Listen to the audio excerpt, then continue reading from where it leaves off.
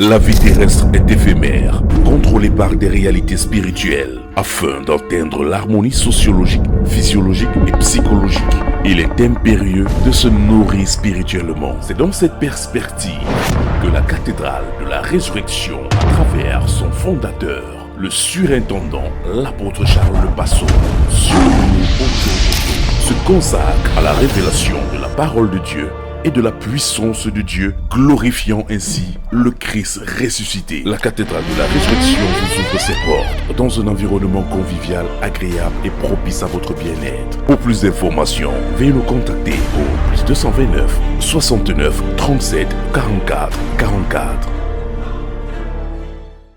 Dis à ton voisin, sois prêt. Parce que ce mois, tu vas devenir un champion dans le combat spirituel.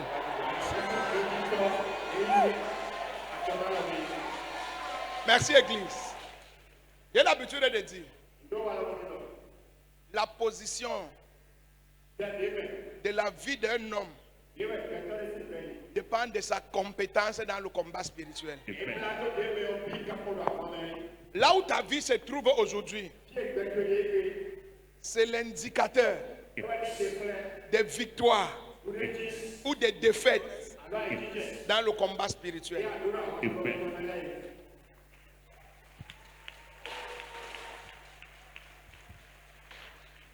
Personne n'est responsable de la situation de ta vie. La situation, c'est le résultat des combats spirituels. Quand tu gagnes les combats spirituels, rien ne peut t'arrêter. Quand tu perds les combats spirituels, même les hommes vont t'arrêter. Aucun homme ne peut t'arrêter. Ce qui peut t'arrêter, c'est la victoire ou la défaite dans le combat. Mais après ce matin, tu auras la médaille d'or. Amen. J'ai dit tu auras la médaille d'or. Amen. S'il y a un mois où tu dois être très attentif, si tu veux réussir physiquement, matériellement, professionnellement, spirituellement, apprends le combat spirituel. Et je vous ai dit, le combat spirituel, ce n'est pas contre ton frère, contre ta soeur. Le combat spirituel, c'est contre des forces invisibles. Et si c'est contre des forces invisibles, tu dois savoir sur quel terrain jouer pour pouvoir attaquer dans le combat spirituel. Plusieurs personnes prient beaucoup, mais luttent mal. Parce que la prière n'est que 10% du combat spirituel. Ce n'est pas la prière ne gagne pas tous les combats. Il y a des combats que c'est la sagesse qui gagne. Il y a des combats que c'est l'humilité qui gagne. Il y a des combats que c'est la fidélité qui gagne. Il y a des combats que c'est le pardon qui gagne. Il y a des combats que c'est la générosité qui gagne. Il y a des combats que c'est la foi qui gagne. Tu dois savoir quel est ton combat et quelle est l'arme que tu dois utiliser pour gagner ce combat. Et ce matin, je vais te donner quelques armes du combat spirituel. Amen. Tu ne vas plus jamais être en retard dans ta vie. Amen. Tu ne vas plus jamais échouer dans ta vie. Amen. Année par année, tu vas faire du progrès. Mois après mois, tu vas faire du progrès. Amen. Semaine après semaine, tu vas faire du progrès. Amen. Si tu crois, dis je reçois ce feu. Je reçois ce feu. Si je reçois ce feu. Je reçois ce feu. Comment on va lire notre verset? Éphésiens 6, verset 10 à 13. Éphésiens 6, verset 10 à 13. Au reste, fortifiez-vous dans le Seigneur et par sa force toute puissante. Revêtez-vous de toutes les armes de Dieu afin de pouvoir tenir ferme contre les ruses du diable. Le diable utilise les ruses. Écoutez d'abord. Le diable ne vient pas te combattre avec les coups de poing. Si tu veux être un guerrier dans le combat spirituel, c'est la première chose que tu dois comprendre. Le diable ne combat pas avec la force. Le diable combat avec la ruse. Il manipule les informations. Il interprète même les choses. Il multiplie les rumeurs. Voilà comment le diable combat. Toi, tu vas négliger ça. Et tu ne sais pas que c'est là-bas qui est le vrai combat spirituel. Tu dois faire attention. Quand le mensonge entre en scène, quand la manipulation entre en scène, quand la déformation d'informations entre en scène, quand la multiplication des rumeurs entre en scène, le diable est en train d'attaquer. Le diable est en train d'attaquer. Si tu veux combattre, comprends d'abord ce que c'est que le combat. Vas-y. Car nous n'avons pas à lutter contre la chair et le sang, mais contre les dominations, contre les autorités, contre les princes de ce monde des ténèbres, contre les esprits méchants dans les lieux célestes. C'est pourquoi... Je vous ai montré tout ce que ça signifie. Oui. C'est pourquoi, prenez toutes les âmes de Dieu, afin de pouvoir résister dans les mauvais jours et tenir ferme après avoir tout surmonté. Tenez donc ferme. Ayez à vos reins la vérité pour ceinture. Vérité, première âme, oui. Revêtez la cuirasse de la justice. La cuirasse de la justice, oui. Mettez pour chaussure à vos pieds le zèle que donne l'évangile de paix. Prenez par-dessus tout cela le bouclier de la foi avec lequel vous pourrez éteindre les traits enflammés du malin. Prenez aussi le casque du salut et l'épée de l'esprit qui est la parole de Dieu.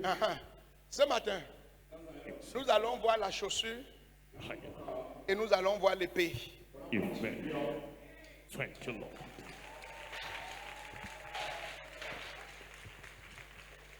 Avant que je ne commence, je veux que tu saches une chose. Les problèmes auxquels tu fais face, ce ne sont pas des problèmes. Dieu te prépare pour ta destinée.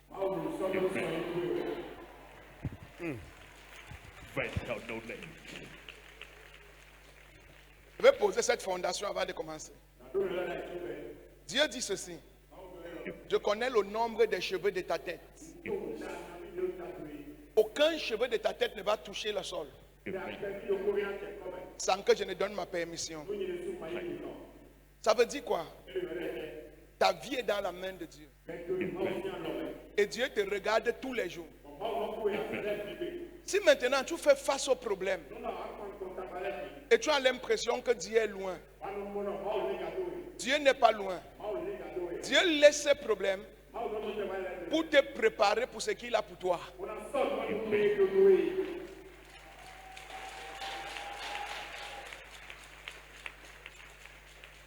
Je vous explique. David était Saül était roi. David était un enfant. Saül était le plus grand, le plus gradé. Mais Saül avait peur de Goliath. Mais David était un petit garçon. Et David est allé affronter Goliath. Pourquoi? Parce que Saül a été élevé sans préparation. Mais David a été préparé. Pourquoi le lion attaquait David? David était un enfant abandonné, délaissé, oublié, négligé. Mais c'est lui que le lion attaquait. Ses frères qui étaient honorés, le lion n'attaquait personne. C'est lui que l'ours attaquait. Pourquoi l'ours l'attaquait? Parce que Dieu le préparait à affronter Goliath pour devenir roi.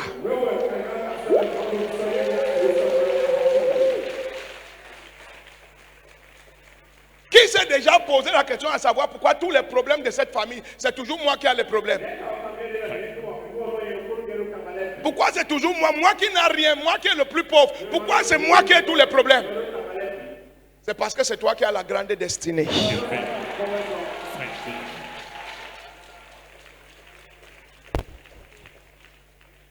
Plusieurs personnes, quand ils sont dans leur période de préparation, ils se découragent. Si tu veux gagner le combat spirituel, tu dois savoir que ta vie est dans la main de Dieu.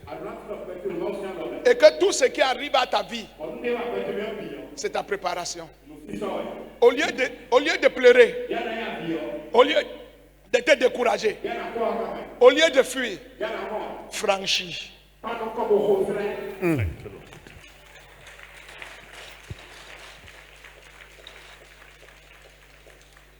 Parce que le serpent qu'on a laissé vivre dans le jardin d'Éden est devenu le dragon dans l'Apocalypse. Le problème que tu ne résous pas aujourd'hui va s'amplifier demain. Vérité ça. Dis à ton voisin, peu importe ce que tu traverses, Dieu te connaît, Dieu te connaît. Dieu t'aime. Dieu t'aime. Ce n'est pas pour ta mort, Ce n'est pas pour ta mort. c'est pour te solidifier. C'est pour te solidifier.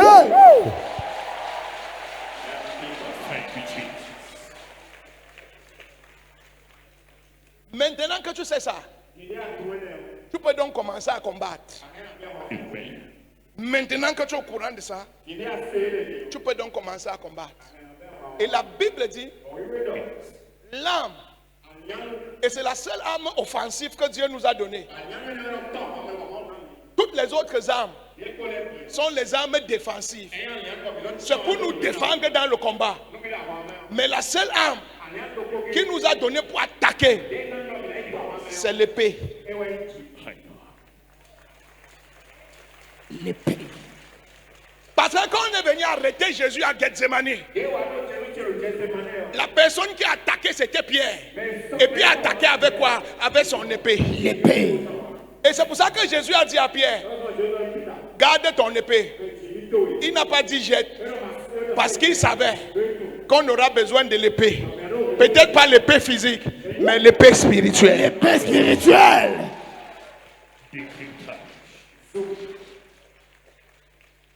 Et l'épée, c'est quoi dans le règne de l'esprit? L'épée. On va lire ça pour que tu vois ça clair. Ephésiens 6, verset 17. Ephésiens 6, verset 17. Prenez aussi le casque du salut et l'épée de l'esprit qui est la parole de Dieu. L'épée, c'est la parole De Dieu. L'épée de Dieu, c'est la parole de Dieu. En d'autres termes, un chrétien qui ne connaît pas la parole, c'est un chrétien qui n'a pas l'épée en main.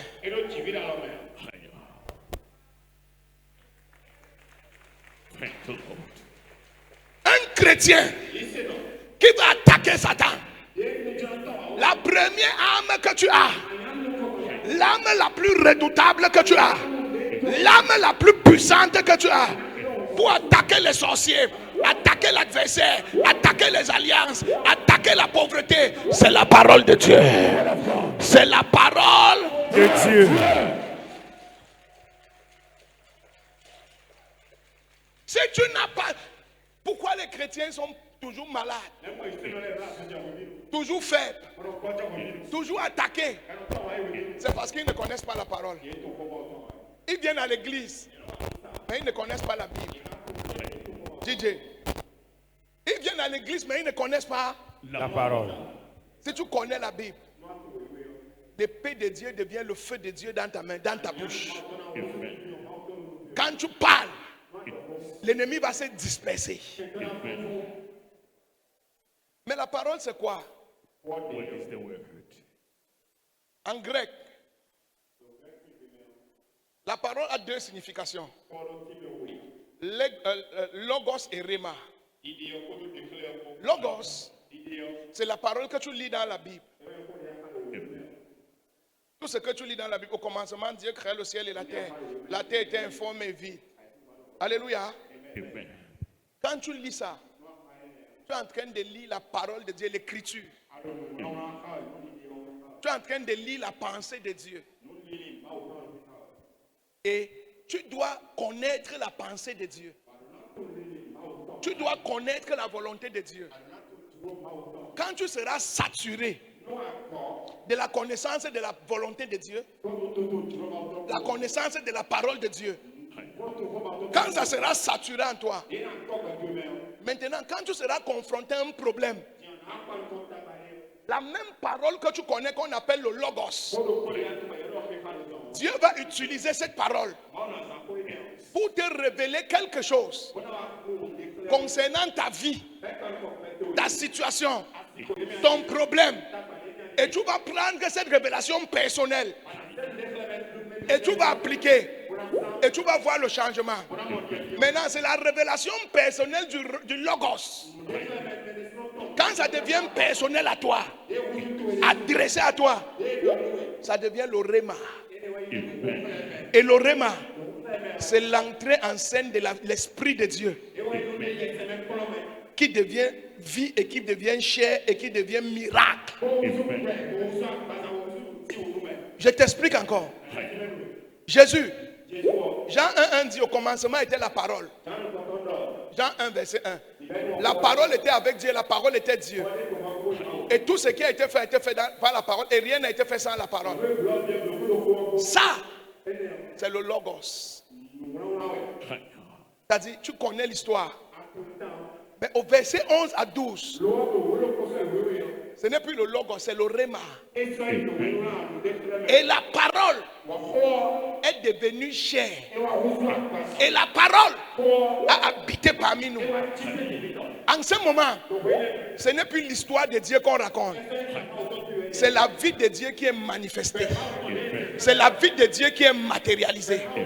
Donc quand tu dis que je connais la parole de Dieu, ce n'est pas le nombre de versets bibliques que tu connais uniquement. C'est important de connaître les versets bibliques. Mais il faut que les versets bibliques là, tu aies des révélations personnelles avec ta vie, avec tes situations, avec ta famille, avec ta descendance, avec ton avenir, qui deviennent personnelles à toi, que tu marches avec. En ce moment, la parole de Dieu devient puissante dans ta main.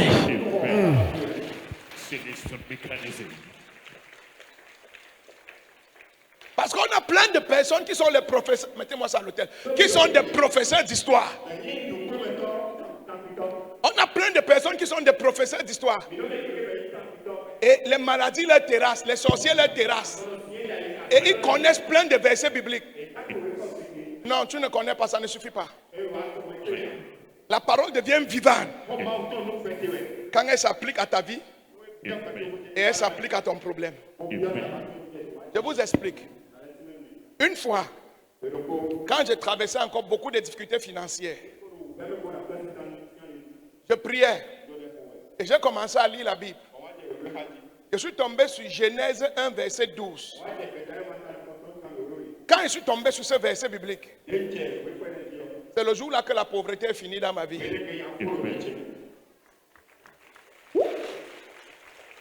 C'est le jour-là que cette parole est devenue révélation pour moi et est devenue la vie de Dieu et a libéré ma vie. Mais je lisais ça tous les jours, comme le logos, jusqu'au jour où j'ai eu la révélation pour ma vie. La parole de Dieu n'est pas de dire que je connais la parole de Dieu. La parole de Dieu, c'est ta capacité à marcher avec, à opérer avec et à voir la lumière de Dieu pour ta situation. Le verset biblique dit quoi? Que chaque arbre des champs porte son fruit et que chaque fruit porte sa semence. C'est un verset normal. Comme c'est normal pour toi. Jusqu'à ce que le Saint-Esprit a ouvert mes yeux. J'ai vu dans ce verset que mon avenir n'est pas dans ce que les gens me donnent. Mon avenir est dans ce que je donne aux gens.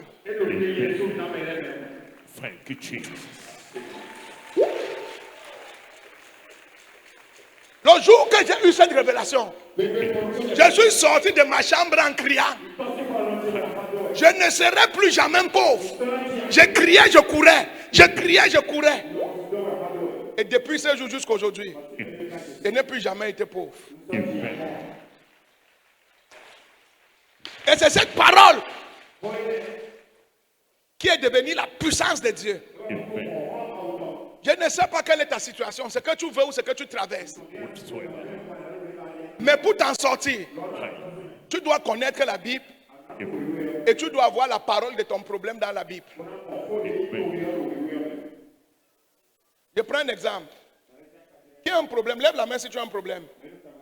Oui, papa, lève-toi. Quel est ton problème?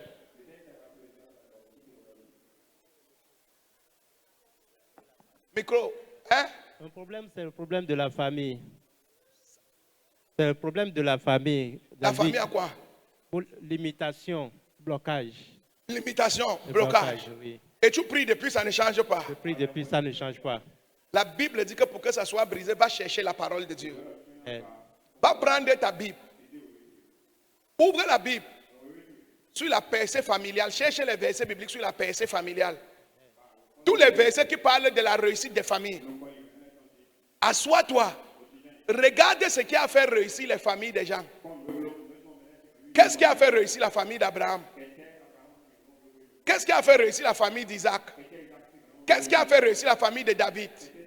Qu'est-ce qui a détruit leur famille? Va chercher ça. En prière, en méditation. Le jour que tu trouves ça, le problème de ta famille sera terminé. Amen. Voilà comment la Bible, voilà comment la parole devient l'épée de Dieu. Aïe. Là où la parole de Dieu arrive, c'est Dieu qui arrive. Amen. Là où la vie de Dieu arrive, c'est Dieu qui arrive. Amen. Et si Dieu arrive quelque part, l'ennemi disparaît. Amen. Le chrétien qui ne connaît pas la Bible, qui ne lit pas la Bible, tu danses seulement à l'église pour rien. Tu seras faible. Weak. Et tu ne seras jamais faible au nom de Jésus. Amen. Je dis que tu ne seras jamais faible au nom de Jésus. Amen. Tu ne seras jamais faible au nom de Jésus. Amen. Vous me voyez souvent, je descends ici comme ça. Je fais comme ça. Ok. Comme je passe ici au milieu, tout esprit de colère qui est ici, comme je passe, lève-toi.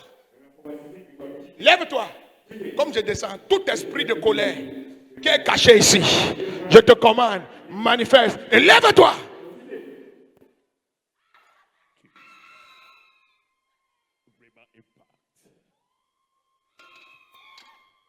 Lèvez-vous.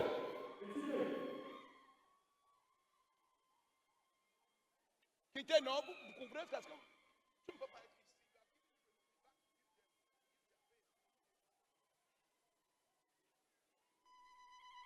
Maintenant, écoutez-moi. Ce n'est pas que, je veux que vous compreniez quelque chose. Ce n'est pas que j'ai une onction particulière pour faire ça. Non. La Bible dit que les serviteurs de Dieu sont les boules de feu. Donc quand je descends ici, avec cette parole dans ma tête et avec la foi dans mon cœur, ce n'est pas ce que je dis là qui marche, c'est ce que je connais de la Bible là. C'est le feu que je sais que je suis là. C'est ça qui brûle les gens là.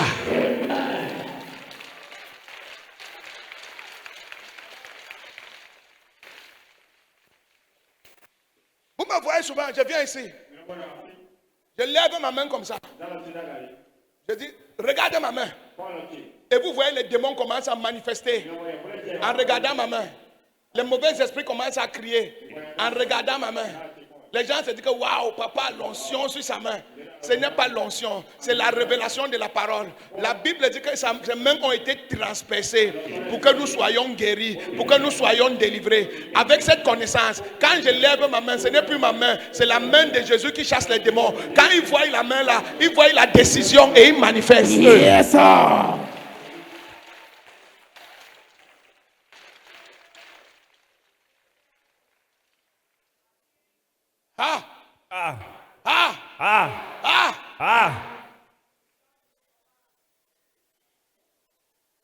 Est-ce que tu apprends quelque chose? Oui, papa. Le problème que tu as, c'est parce que tu ne connais pas la parole. Le problème qui dure, qui te fatigue, c'est parce que tu ne lis pas, tu n'étudies pas, tu ne cherches pas, tu ne t'assois pas avec.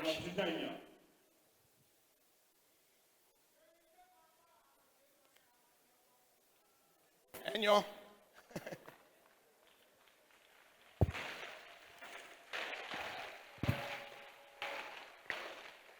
J'enseigne ou je perds ton temps? Papa, vous enseignez. Non, c'est sûr que je perds ton temps. Vous enseignez, papa.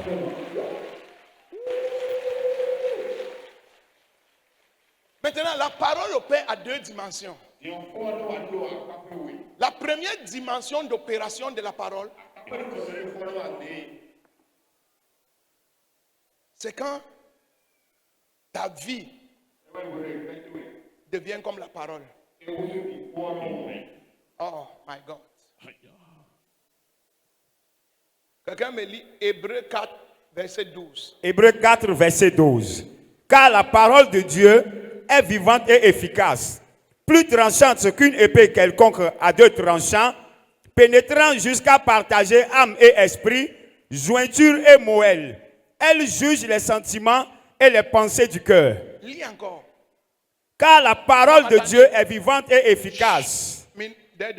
Toute l'église, lisons ensemble. Parole de Dieu. Je ne t'entends pas. Car la parole de Dieu.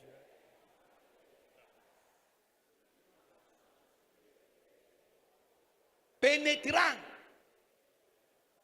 jusqu'à partager l'âme et l'esprit, jointure et moelle. Elle juge les sentiments et les pensées même au fond de ton cœur.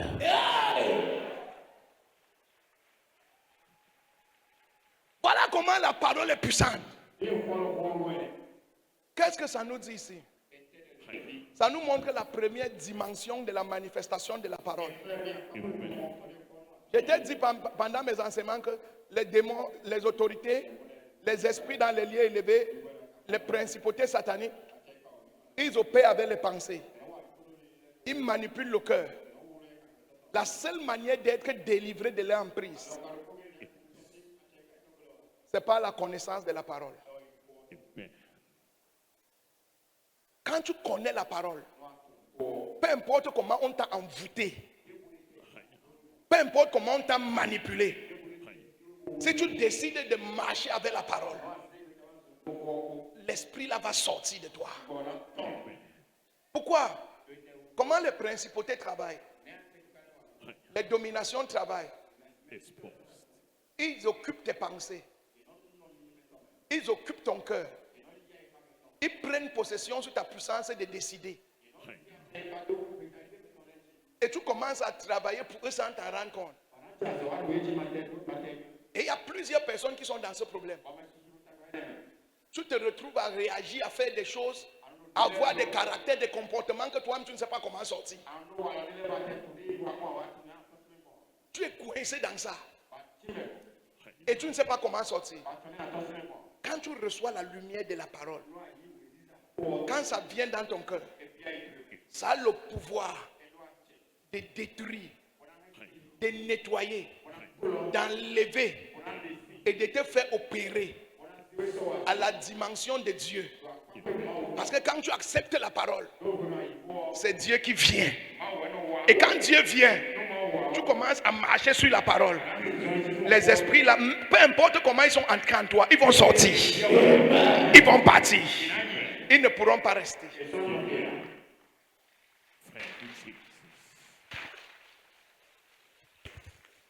Je m'arrête ou je continue? Continue. Dis papa continue. Papa, continue. Dis papa continue. Papa, continue. On prend un exemple. Je suis ici à Bazumpa. Tu es à Bazumpa. Tu ne fais que écouter, tu ne fais que penser que tu vas te suicider. Toi-même, tu sais que toi-même, tu as déjà conclu ton histoire. Même si on te dit, tu vas dire que c'est impossible. Toi-même, tu dis que je suis pauvre. Moi-même, je sais que je suis venu sur la terre pour accompagner. Il y a des gens qui disent ça pour accompagner les autres. Dans notre famille, on est comme ça. Ce n'est pas toi qui parles. Tu es possédé.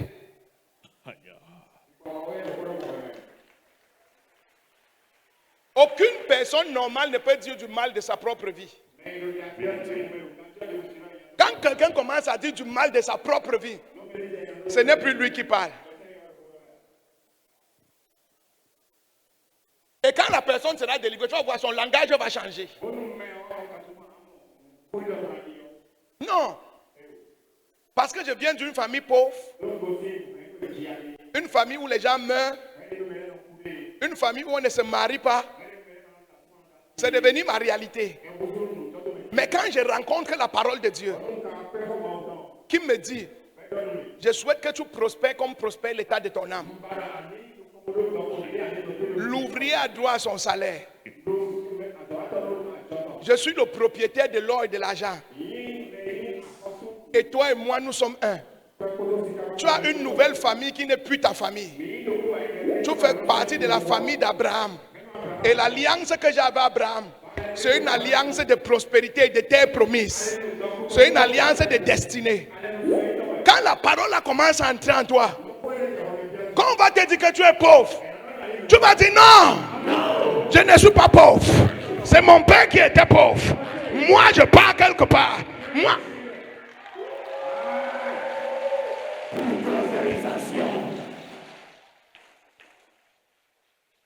Mais c'est quand tu es imprégné de la parole. C'est quand tu es chargé de la parole. Apprends à lire. Apprends à écouter. Apprends à méditer les versets bibliques. C'est comme ça qu'on devient puissant avec Dieu.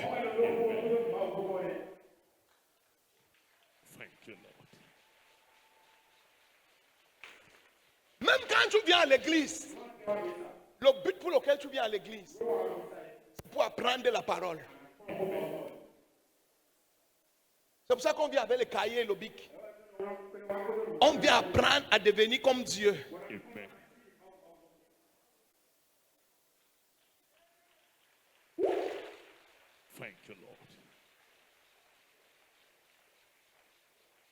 Il dit que c'est capable de diviser ton cœur. D'entrer dans ta moelle. De séparer ton âme et ton esprit. Pourquoi il parle de séparer l'âme et l'esprit? Parce que l'âme, c'est ce que l'ennemi aime posséder. Il va mettre des informations bizarres dans ton âme. Et ça va devenir ta réalité. Mais quand l'esprit vient avec la parole, l'esprit est capable de soulever l'âme. Et l'âme va marcher selon la volonté de l'esprit.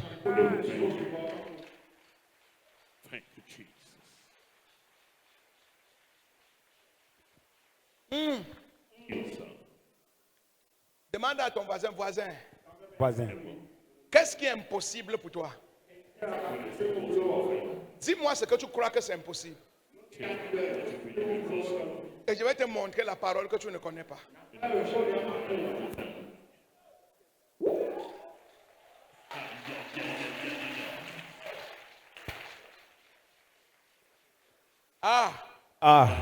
Parfois vous me voyez, je me tiens ici et dis demain, je prophétise. Comme tu quittes ici, demain tu vas trouver ton mari.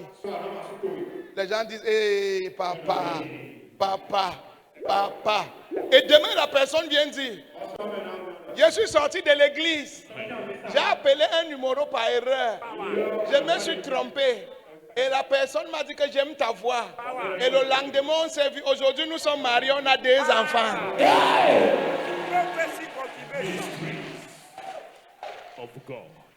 Le processus. Je n'ai pas peur de parler. Parce que je sais que Dieu a dit. Et il a vu. Que la terre soit. Et la terre fut. Que les eaux se séparent. Les eaux se sont séparées. Que la terre sorte. Et la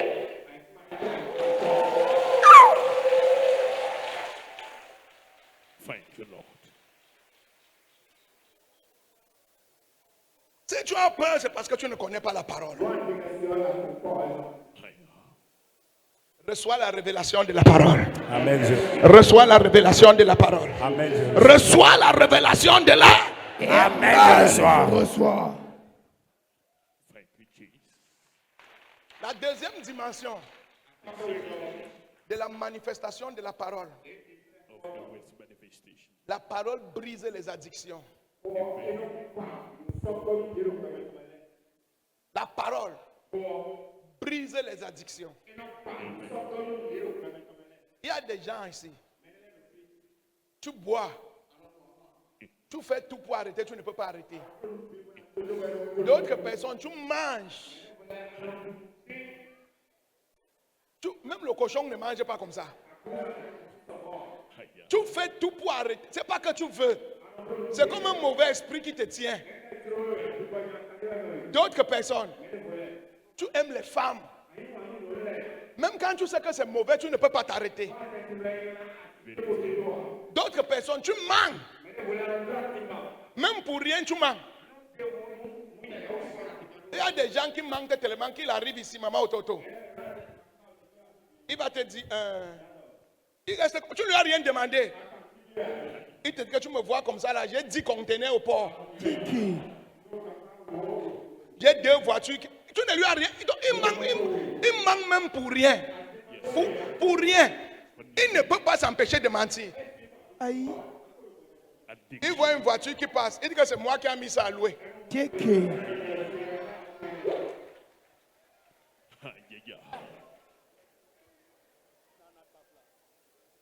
Je suis la nièce de la femme du président. Toi, tu es de Parakou, elle est d'Adja. Tu fais comment pour être sa nièce? Aïe.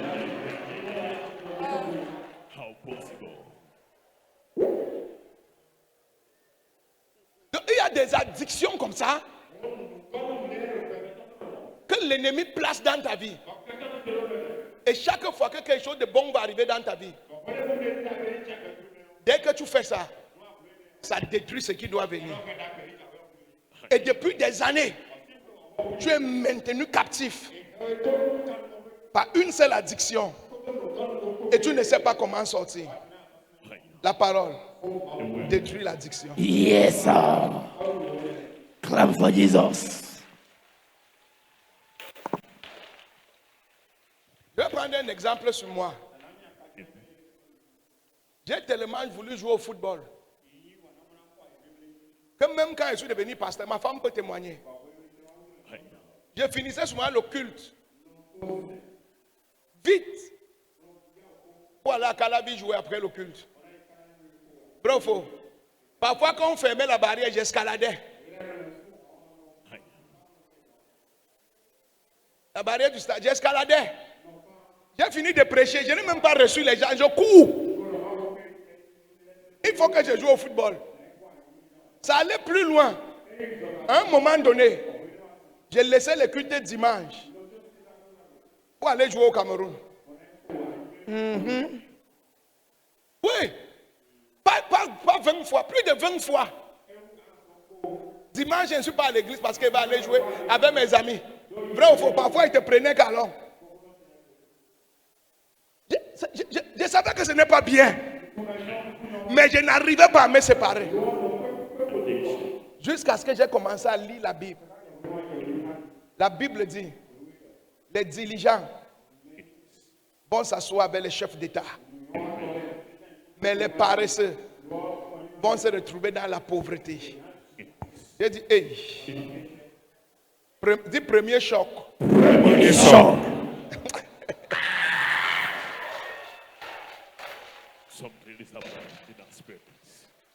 Est-ce que tu apprends quelque chose? Oui, papa. Alléluia. Amen. Après, j'ai lu la Bible dit que malheur à celui qui fait le travail de Dieu avec négligence. Après, j'ai encore la Bible dit que si tu mets ta main sur la charrue et tu regardes derrière, tu n'es pas qualifié pour le royaume de Dieu. Quand dimanche est arrivé, le mauvais esprit m'a dit qu'allons jouer au foot. Moi-même, je lui ai dit, God punish you. Moi-même, j'ai dit à l'esprit, là, God punish you. Qu'est-ce qui m'a délivré? Qu'est-ce qui a brisé mon addiction? La parole.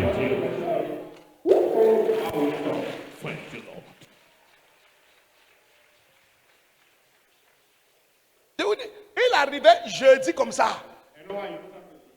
Si je ne voyageais pas pour aller jouer au foot, c'est comme si je vais tomber malade. Et il y a culte dimanche. Hein?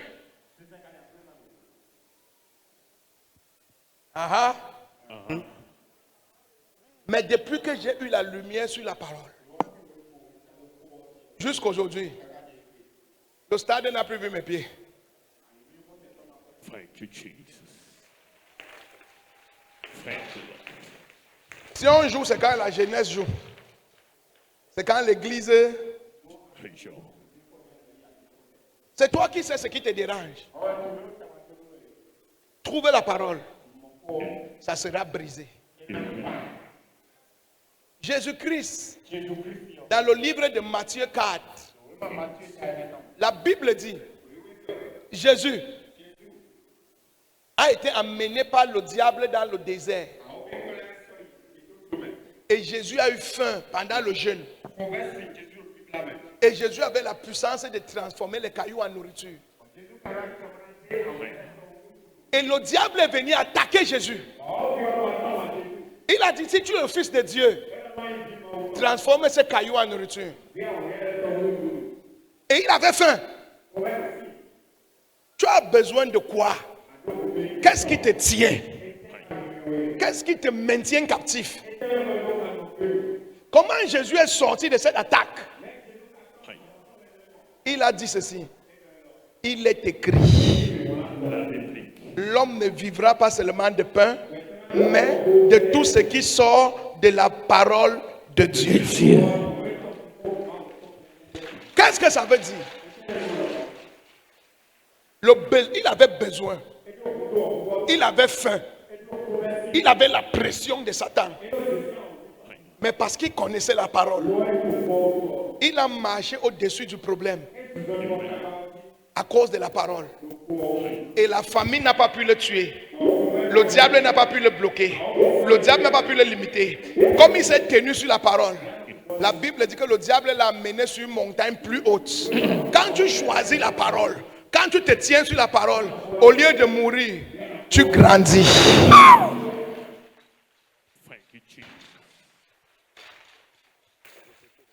Le diable lui a dit encore, jette-toi en bas.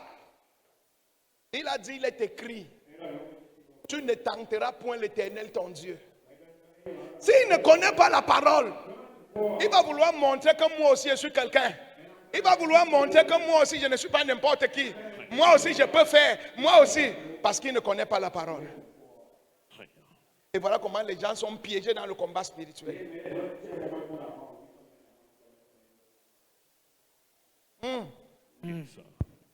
On l'a amené encore plus haut. On dit compromets-toi contre la bénédiction. Toujours la parole, il a gagné avec. Il est écrit, tu te prosterneras uniquement devant ton Dieu et tu le serviras lui seul.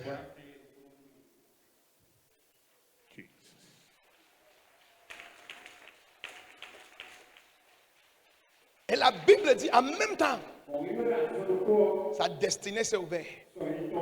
Un ange est venu le servir. Sa renommée était partout. Satan a fui.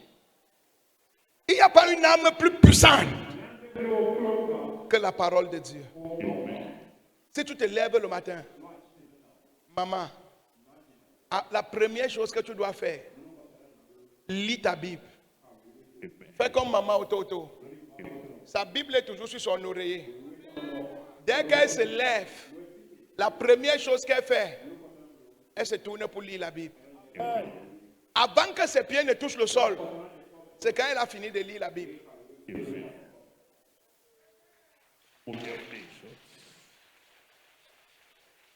Chaque année, lis toute la Bible au moins une fois.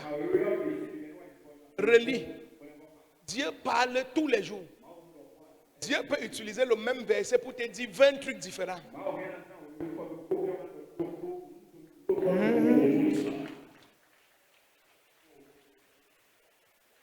Et si tu pries beaucoup et tu ne lis pas beaucoup, tu seras comme un tam-tam qui tape fort mais ne sait pas où le vent part, où la musique part.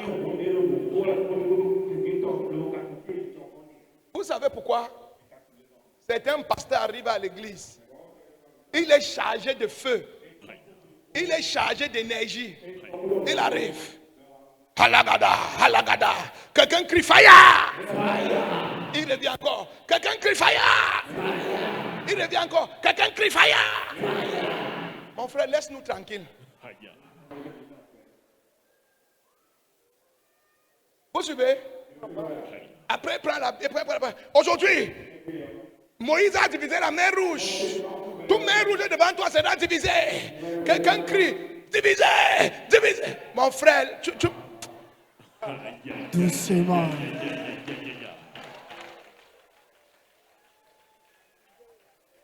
Et il crie beaucoup. Il sonne. Le feu est là. L'énergie est là. Mais la parole n'est pas là. Et sans la parole, le feu ne peut pas avoir une forme.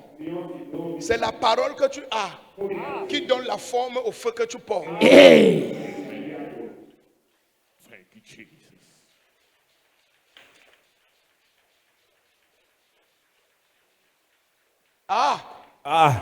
Tu sais pourquoi tu pries depuis le sorcier de ta famille n'est pas mort? C'est parce que tu ne connais pas la parole de Dieu. Depuis que tu pries qu'il meurt, il est toujours costaud, vitaminé et il prospère.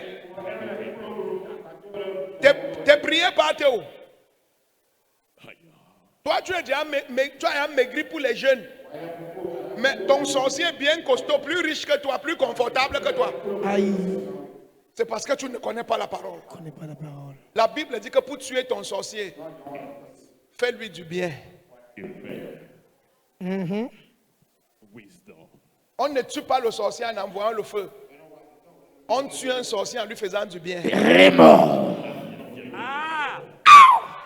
is so deep.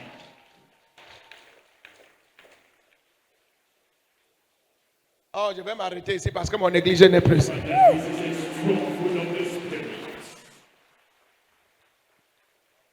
Je te parle de la parole de Dieu. Je te parle de La parole de Dieu. la puissance de la parole.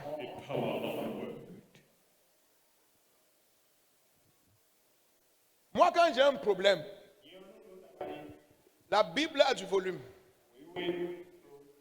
Aujourd'hui, tu as un téléphone. Arrête de passer ton temps sur Facebook.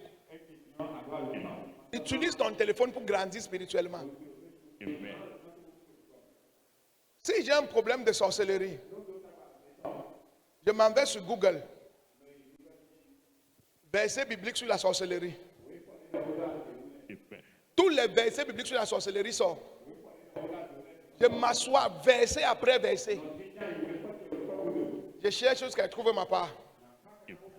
Quand je prends ma part, quand je sors avec, si la sorcellerie ne fuit pas, c'est que Dieu ne m'a pas sauvé. Pauvreté, même chose. Mariage, même chose. Stérilité, même chose. Tout est dans la parole. Tout est dans La parole. la Bible dit au commencement était la parole. Et tout a été créé par la parole. Et rien n'a été. Donc tout ce que tu veux est dans la Parole. C'est dans la parole.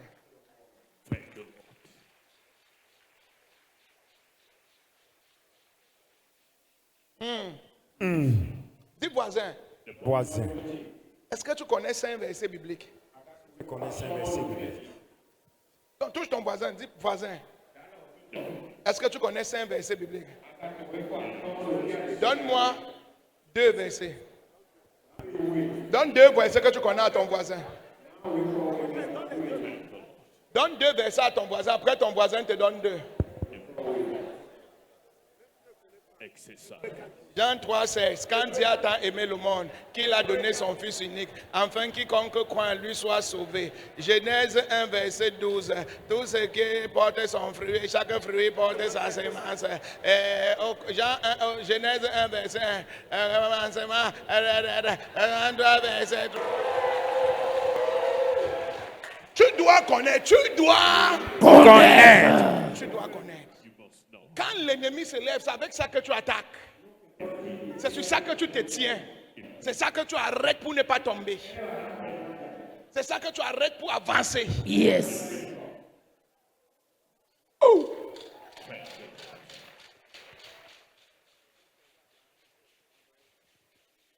Car les fruits de l'esprit sont. Hein? Les fruits de l'esprit sont. Je t'écoute. la foi, la tempérance, la douceur, l'espérance, la charité, la bénité, la bonté, le pardon, la tempérance Et la douceur. la douceur. Maintenant, toi qui veux piquer les gens avec le couteau, là, tu es dans quel camp?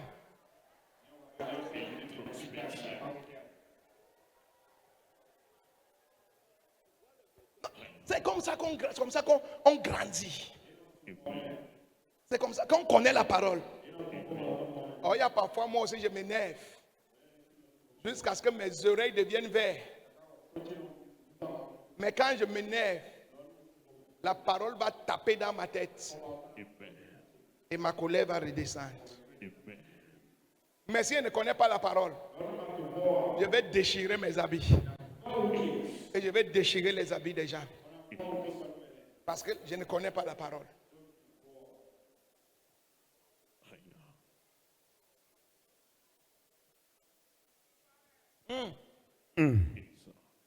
L'année passée, j'étais tellement fâché que même quand Dieu me parlait, je refusais d'écouter. J'étais tellement énervé. Mais c'est comme si le Saint-Esprit me calculait à tous les carrefours. Si j'ouvre ma Bible pour lire, je vais voir si ton frère t'enfonce 7 fois, pardonne-le 7 fois. 77 fois fois 7. Je dis que non. Je prends mon téléphone qui veut écouter un message. Tu vas entendre. Comme vous pardonnez, c'est comme ça qu'on va aussi vous pardonner. Tu dis, le lendemain, tu prends un vieux message que tu avais mis, que tu vas un peu regarder le message. Tu entends? La même mesure avec laquelle vous mesurez les gens, on va vous mesurer avec la... Aïe! La parole est partout de tel enseigne que le diable ne peut pas te posséder. Le diable ne peut pas te posséder.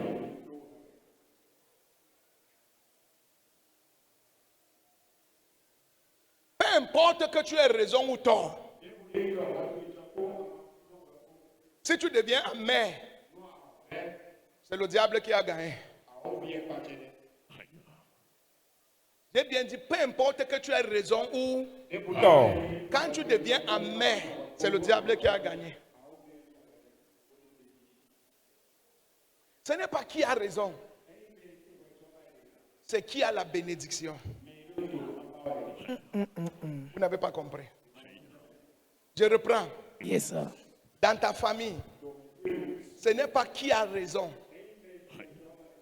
c'est qui a gardé la bénédiction. La bénédiction. Thank you, Jesus. Non, je n'enseigne pas bien. Approche, papa. Fais attention Yes. quand tu as toujours raison. Les gens qui ont toujours raison n'ont jamais la bénédiction. Chaque problème, tu veux montrer que c'est toi. On doit pas. C'est toi, c'est comme ça, c'est telle personne, ce n'est pas lui. Laisse, c'est Dieu qui mène ton palabre. Laisse-les avoir raison. Toi, garde la faveur de Dieu. Thank you, Jesus. Dis à ton voisin, ne cherche pas à avoir raison.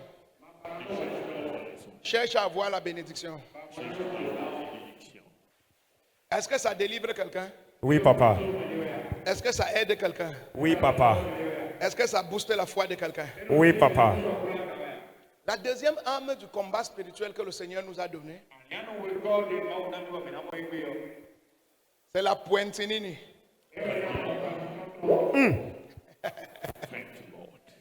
Dis à ton voisin, c'est la pointinini. C'est la pointinine.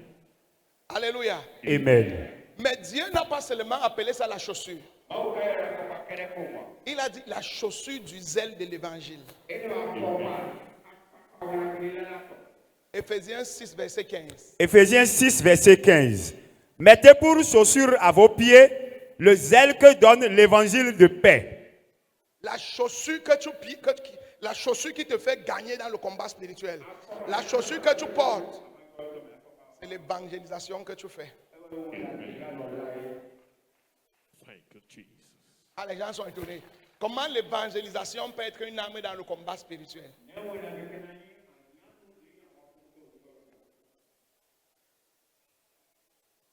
Ce que tu ne sais pas,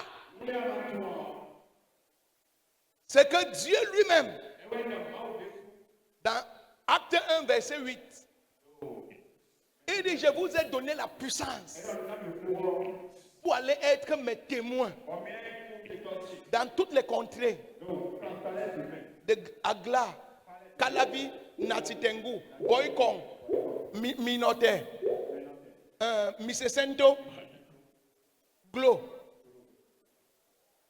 Akpakpa, Agla, Ouida, Savi, même dans ton bureau. Et Dieu dit ceci, ce territoire que je t'ai donné, si tu pars là-bas, annoncer l'évangile. L'évangile que tu annonces, le même évangile va te sauver. Yes. Tu dois savoir avec Dieu, tout ce que tu fais, il multiplie, il te remet.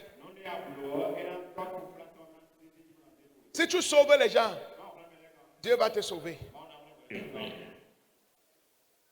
La même mesure avec laquelle tu mesures, la même mesure sera utilisée pour te mesurer. Quand il parle du chaussure, du zèle de l'évangile, les gens qui se lèvent pour annoncer l'évangile, les gens là deviennent des gens qui appartiennent à Dieu. Ils deviennent des instruments de Dieu. Ils deviennent des serviteurs de Dieu. Ils deviennent des canaux par lesquels Dieu passe. Et quand Dieu passe par toi, Dieu va te guérir, Dieu va te nettoyer, Dieu va te purifier, Dieu va te lever, Dieu va t'établir, Dieu va te façonner. Si tu peux être utile, Dieu va t'utiliser. Thank you, Jesus. Dieu dit que ceux qui annoncent l'évangile, leur problème devient mon problème. Leur bataille devient ma bataille. Leur sorcellerie devient ma sorcellerie. Leur pauvreté devient ma pauvreté. Pendant qu'ils annoncent, ils s'occupent de mes affaires. Moi, je vais m'occuper de leurs problèmes. Moi, je vais m'occuper de leurs problèmes. Mais aujourd'hui, le problème que nous avons, c'est que les gens veulent que Dieu leur donne, mais les gens ne veulent pas annoncer le royaume. Et c'est pour ça que les gens ne sortent jamais de leurs problèmes. Il y a un pasteur aux États-Unis, j'ai lu son histoire. Il a eu l'AVC. Vous connaissez les Blancs. Leurs foi sont toujours un peu poussés vers la médecine. Il est parti. Il a fait 2 ans de traitement. Au bout de 2 ans, il a commencé un peu à parler. Un jour, il avait un voisin, il passait le temps à bagarrer avec sa femme. Il a décidé qu'aujourd'hui, même sur mon fauteuil roulant, je vais aller parler de Dieu dans cette famille. Quand il est arrivé, il a sonné avec le bâton. Et quand la personne a vu que c'était lui, il m'a dit, tu veux quoi? Il dit que je suis venu te parler de Dieu. La personne a fermé la porte. Il a encore sonné. Il dit que je suis venu te parler de Dieu. La personne a dit que je ne veux pas ton Dieu, il a fermé. Il a encore sonné. Quand la personne voulait fermer la porte, il a tendu la main pour bloquer la porte. Et il s'est levé, il a commencé à marcher.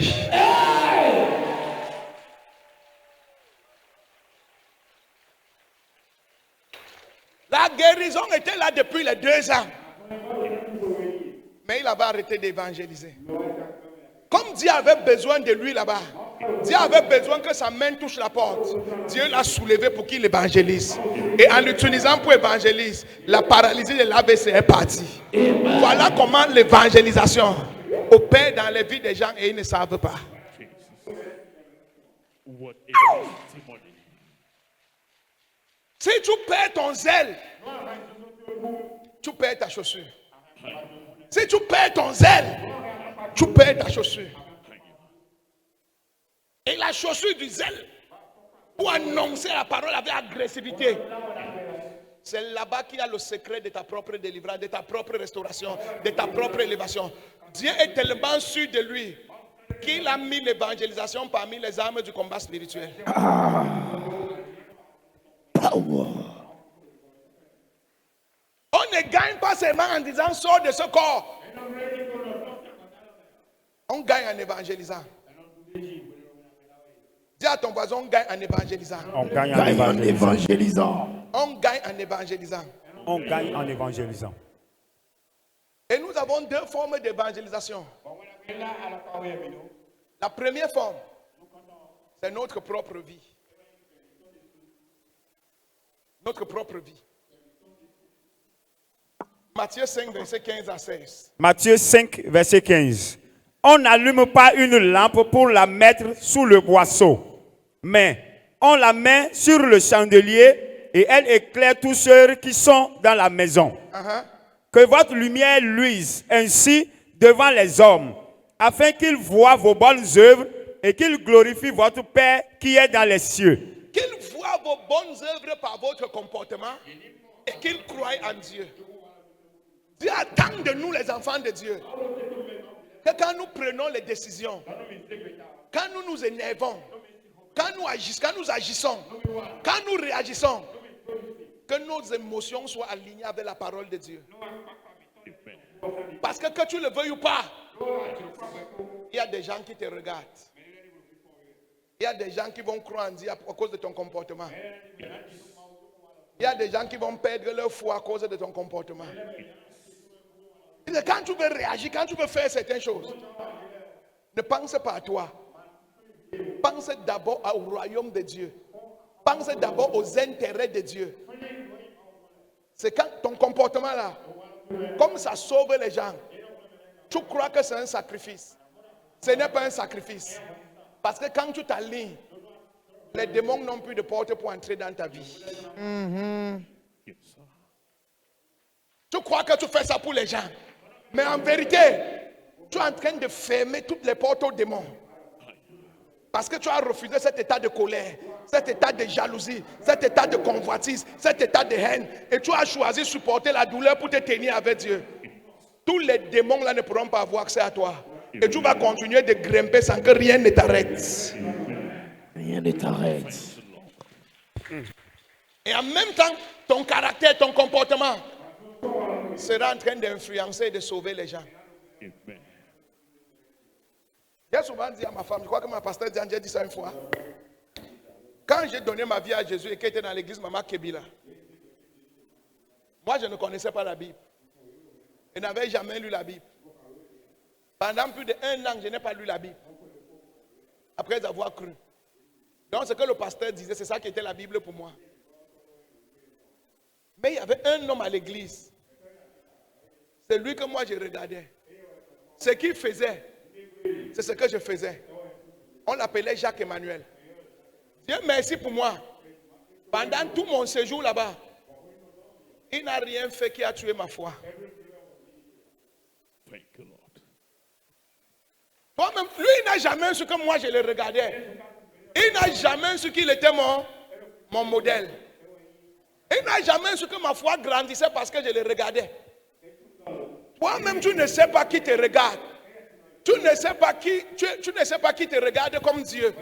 Chaque moindre faux pas que tu vas faire, tu vas détruire la foi de la personne. Jusqu'à aujourd'hui, il ne sait pas que je le regardais pour grandir. C'est de ça qu'il s'agit. De tous les 4 ans que j'ai fait là-bas, je n'ai jamais vu le type là fâché. Même pas une fois. Et il était toujours à l'heure à l'église. Toujours en train de faire son travail.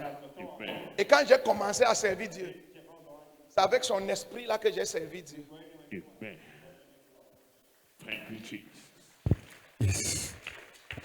Dès que tu deviens à l'église et que tu as une responsabilité, je te dis, tu vas devenir le modèle de quelqu'un que tu ne connais même pas. Vérité. Toi, tu as l'impression que tu te cherches. Mais il y a quelqu'un qui se regarde pour te chercher. Fais attention. Toi, tu as l'impression que ta vie ne donne pas. Mais il y a quelqu'un que sa foi est posée sur ta façon d'être. Vous voyez ici à l'église, il y a des gens, je peux prêcher, faire des miracles comme je veux. La personne qui vont aimer, c'est Pasteur Diane. Véritablement. D'autres personnes vont aimer Pasteur Émile. Mais je suis leur père. Si vous glissez, vous tuez leur foi.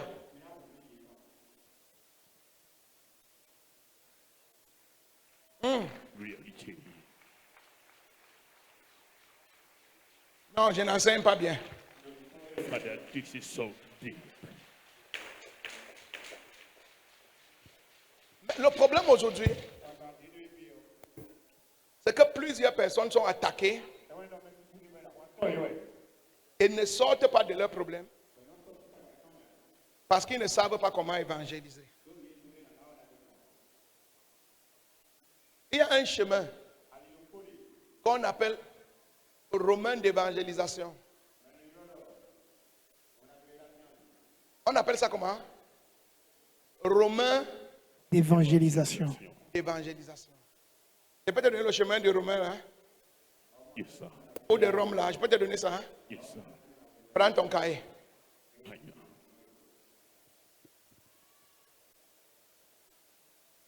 Romains 3, verset 13. Lis-moi ça. Romains 3, 13. Leur gosier est un sépulcre ouvert. Ils se servent de leur langue pour tromper. Ils ont sous leurs lèvres un venin d'aspic. 14.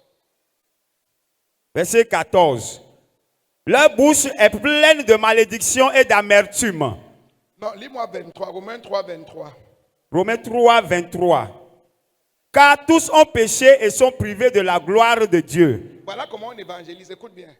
Quand tu pars évangéliser quelqu'un, tout le monde doit savoir évangéliser. Tout ce que je vous enseigne chaque jour, c'est comment aller évangéliser. N'arrive pas devant Dieu demain. Tu dis que je ne savais pas comment évangéliser. Moi, je t'enseigne ça tous les jours. Écoute bien. Reprends. Romains 3, 23. Car Tous ont péché et sont privés de la gloire de Dieu.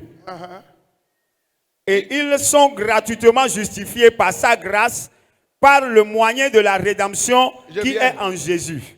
Lis Romains 6, verset 23. Romains 6, verset 23.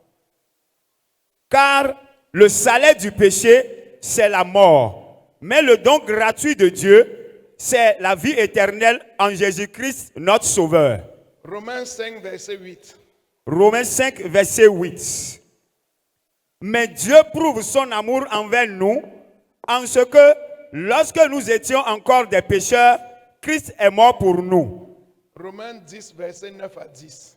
Romains 10, verset 9. Si tu confesses de ta bouche le Seigneur Jésus, si tu crois dans ton cœur que Dieu l'a ressuscité des morts, tu seras sauvé. Car c'est en croyant du cœur qu'on parvient à la justice, et c'est en confessant de la bouche qu'on parvient au salut, selon ce que dit la Bible. Romains 10, verset 13. Romains 10, verset 13.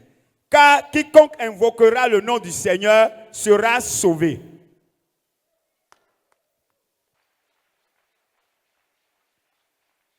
Voilà le message quand tu parles d'évangélisation. Balé dit que nous sommes tous nés de nos pères et de nos mères d'une semence de péché. Et c'est la raison pour laquelle nos vies sont comme elles sont. Mais Jésus, Dieu a envoyé son fils Jésus mourir pour annuler nos péchés. Quiconque croit en lui sera sauvé. Mais pour être sauvé, tu dois ouvrir ta bouche et dire que j'accepte Jésus. Et je crois dans mon cœur qu'il est venu me sauver. Et tu seras sauvé. Et si tu appelles son nom après ça, tu vas sortir de tes problèmes. Voilà comment on évangélise. Thank you, Jesus. Je t'enseigne où je perds ton temps. Vous enseignez, papa. Le salut des Romains. Le nombre de personnes que tu vas sauver va faciliter ton ascendance et ta délivrance.